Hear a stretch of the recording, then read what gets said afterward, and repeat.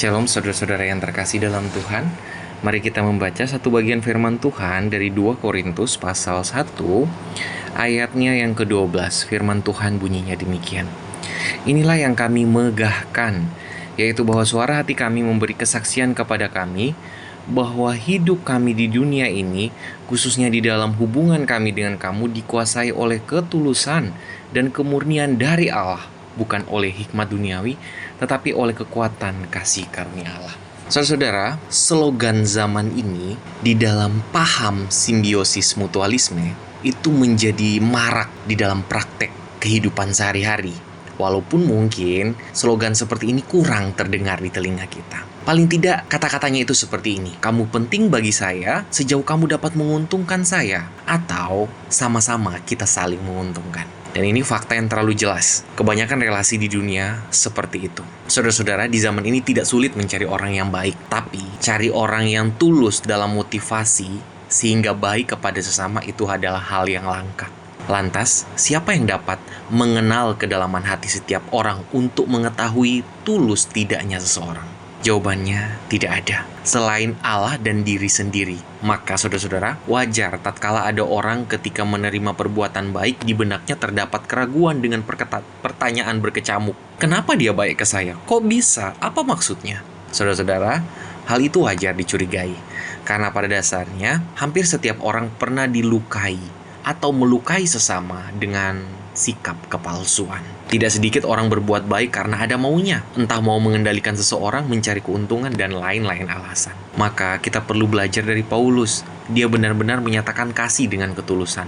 Dia mengasihi orang-orang Korintus yang jelas-jelas tidak menguntungkan dia. Dan bahkan ada jemaat yang memfitnah Paulus dengan tuduhan rasul palsu dan lain-lain. Di sisi lain, Paulus juga tahu banyak orang Korintus hidup berkecimpung dalam dosa yang mengerikan dan bisa menjadi alasan kuat untuk Paulus membiarkan mereka dibinasakan karena dosa-dosa mereka sendiri tanpa perlu memperingatkan mereka.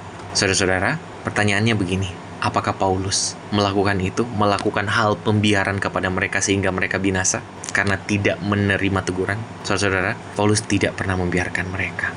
Kenapa?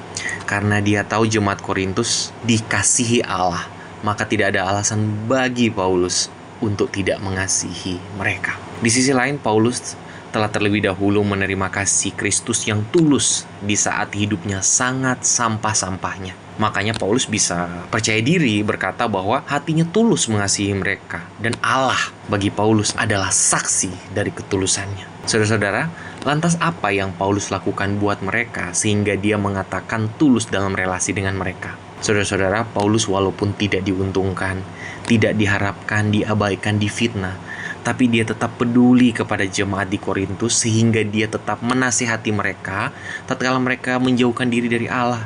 Tatkala mereka butuh dikuatkan oleh Paulus, Paulus memberikan mereka penghiburan atas nama Kristus yang adalah sumber kekuatan mereka. Maka Paulus tidak henti-hentinya selalu mengingatkan dan menguatkan mereka. Sekalipun Paulus dilukai oleh sikap mereka, tapi bagi Paulus, mereka sangat butuh Allah. Dan peran Paulus adalah peran yang menyampaikan kasih karunia itu di dalam praktek hidupnya, mulai dari perkataan, pikiran, maupun perbuatannya. Saudara-saudara, bagaimana relasi kita dengan sesama? Pernah mengkoreksi hati kita? Benarkah kita tulus pada waktu berelasi dengan sesama kita? Benarkah ada ketulusan di dalamnya?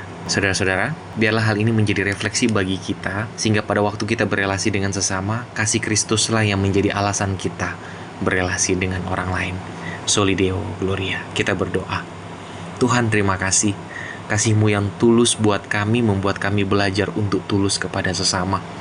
Kami mengasihi mereka bukan karena mereka menguntungkan kami, tetapi kami mau mengasihi sesama kami karena kami telah terlebih dahulu dicintai oleh Kristus di saat kondisi kami sampah-sampahnya. Ajar kami bersyukur untuk cinta-Mu kepada kami, dan kuatkan kami dan mampukan kami belajar untuk mengasihi sesama di dalam ketulusan. Dalam nama Tuhan Yesus kami berdoa. Amin.